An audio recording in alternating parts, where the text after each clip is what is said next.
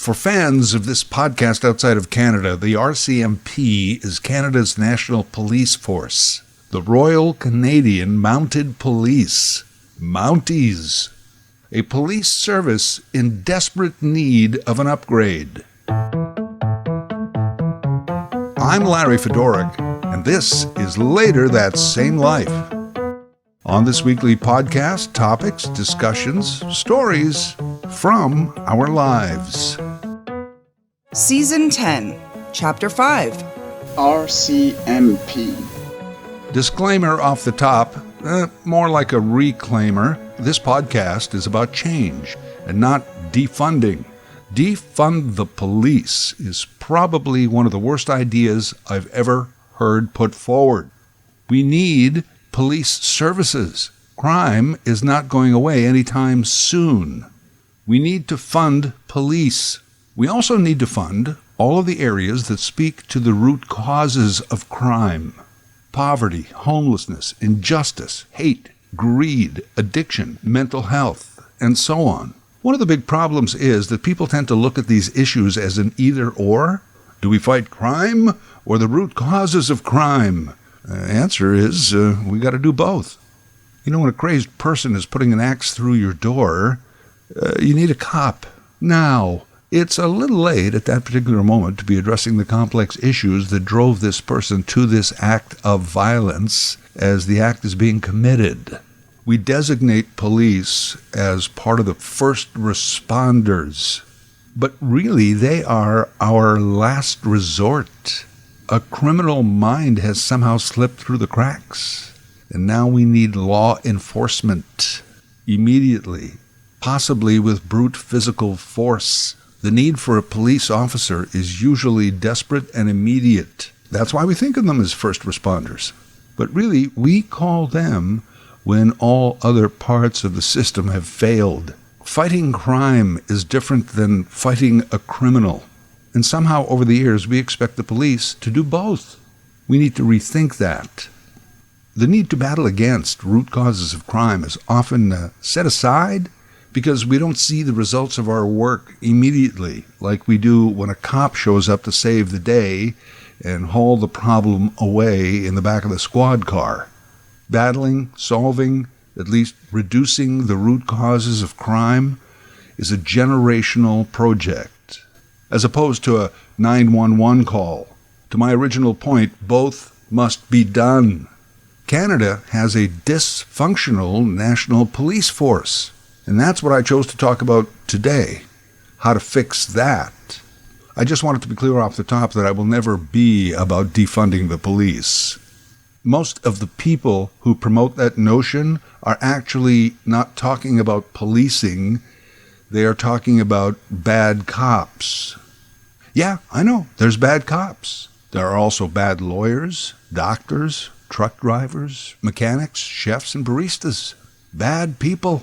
Bad cops are no reason to give up on police, no more than bad people are a reason to give up on the human race. The Royal Canadian Mounted Police, I imagine, have their share of bad people. This is really more about their dysfunctional system, bureaucracy, and their mandate, and so forth.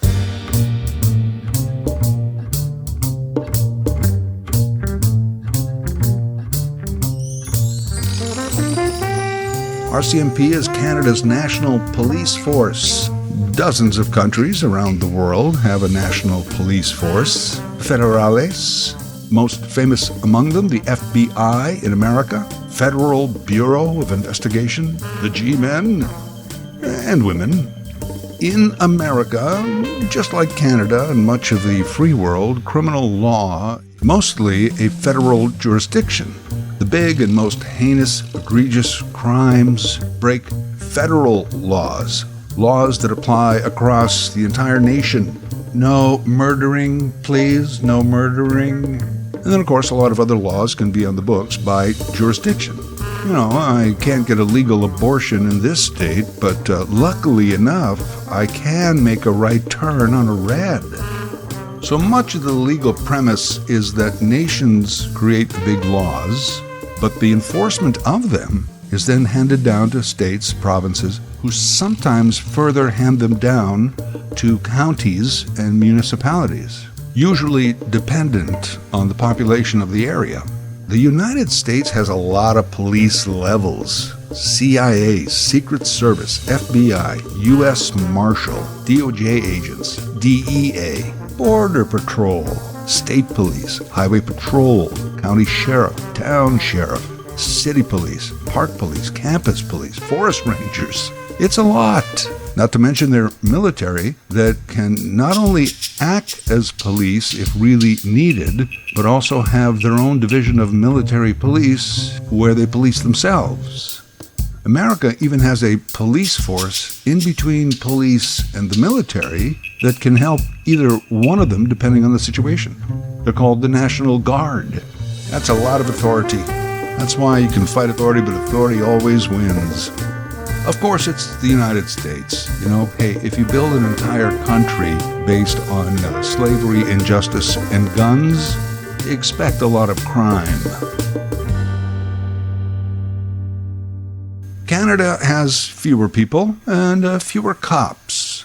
Of our 13 territorial provincial governments, only 3 have their own police force. Ontario, provincial police; Quebec, provincial police; and Newfoundland, the Royal Newfoundland Constabulary. I just love that name. Alberta has recently been making some noises about forming their own provincial police force. Hey, I got it. How about the Alberta Provincial Police, APP? With the slogan, Crime in Alberta? There's an app for that. Yeah, maybe. Of course, it's Alberta. I'm sure they'd rather call their provincial police force the Freedom Fighters, maybe Proud Boys, perhaps even the F. Trudeau Enforcement Squad. In the rest of the country, the major towns and cities have their own police force. And then this is where Canada becomes unique, and it contributes to the dysfunction of our national force. Policing in the smaller and rural communities is done by the Rcmp. The Rcmp detachment, staffed according to population of the area it serves. We have a national police force that also has a mandate to be the town cop. Theoretically, 3 police academy graduates from RCMP school could meet up again in 5 years' time. The first one could say, I'm leading the investigation into Chinese interference into Canadian federal elections. And the second guy could say, I'm heading up the investigation on a potential provincial premier corruption scandal. Hey, how about you, Bob? Oh, yeah, I'm working on a tough case myself right now. We got a guy we think's been shoplifting light bulbs at the hardware store. I got the full team on it, we're working around the clock. I grew up in a prairie town that was like that. We had an RCMP detachment. Well, they were great guys, they coached hockey, they became part of the community. But in any given week, they might have to pull people over for speeding, try and bust a moonshine operation on the outskirts of town, and even drive by the pool hall to scare away all the underage kids who were inside. Then if a murder happened, they had to investigate that too. Ridiculous. Eventually in my town, the council appointed a sheriff. No training, no gun, not even a big stick.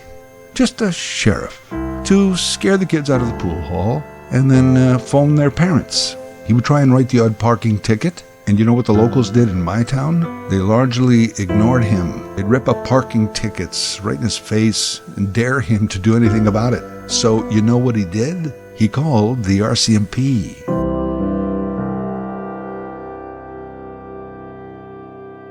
Imagine being the commissioner of all of that. It's no wonder Brenda Lucky barely lasted 5 years. What kind of nightmare paperwork would you have to go through on a daily basis? Have we resolved the mass shooting in Nova Scotia yet? Oh, getting there, still reading the report on this light bulb theft in Kamloops. I'm not making light of that Nova Scotia case, by the way. It was horrible. The RCMP officers themselves, brave and dedicated, but understaffed, under-resourced, ill-equipped. And you know how that perpetrator was able to exactly replicate an Rcmp vehicle to such precision? All the specs, down to color palette numbers, were on the Rcmp website. Gee, Rcmp, shouldn't security be a top priority for a police force? So just to go back to the American example, you are the FBI, but you are also expected to be the state police, the city police, the county sheriff, the campus police, and the town cop too? Stop right there. FBI. Did you just run that stop sign? Sounds insane, but that's actually what's happening in Canada. Here is a brief history. It's very brief, but it speaks to the fact that this Rcmp concept is over a century and a half old. It goes back to 1867, Confederation, the creation of the Dominion of Canada. Back then we had the Dominion Police, whose primary function was guard Parliament. Parliament is safe, sire. Good job, Sergeant Do-Right. Keep an eye open for Snidely Whiplash. At the time, we also had the Northwest Territories. They had no provincial status at all, but they did need someone to serve and protect. So they got permission from the Dominion of Canada to form the Northwest Mounted Police in 1873. That is considered the birth of the modern-day Rcmp. So yeah, this year is the Rcmp sesquicentennial. In 1903, Saskatchewan and Alberta joined the country, and we were all thrilled. So the Northwest Mounted Police had jurisdiction there as well. King Eddie the VII gave the Northwest Mounted Royal designation as a thank you for 30 years of service. The Royal Northwest Mounted Police. Soon they added criminal investigation units. World War I happened, and they became involved in some national security issues, along with the Dominion Police. The war ended in 1918, and by 1920 the decision was made. The Royal Northwest and Dominion Police were absorbed into a new unit, to be dubbed the Royal Canadian Mounted Police. And we've been doing it pretty much the same way ever since. It actually took Canada till 1984 to create our own CIA, Canadian Security and Intelligence Service. Now with the unfortunate moniker of CSIS. Feel like we should change that. Sounds too much like ISIS. That's not our fault. We were around first, but we now have a security agency that sounds a lot like the name of a terrorist organization. We should react to that and change it. You know, it's like if you were born in the mid-20th century with the name Adolf. It was fine at first, but then Hitler came along and quickly you started going by your middle name. I'm just waiting for the headline, CSIS ceases to exist, and would now be Intelligence Canada and Enforcement, ICE. On a side note, there's another Canadian agency handle that we have to change. It drives me crazy. It's our National Advisory Committee on Immunization, NACI. Have you heard about it? We certainly did a lot during COVID. NACI. And everyone stupidly called it Nazi. All the reporters and anchors. Nazi. And it always sounded to me like Nazi. There's a new COVID variant out there. Let's see what the Nazi report says. Nazi experts are recommending mask wearing. Why are we listening to Nazis? Oh, Nazi. Okay, I see. Yes, they're Nazi.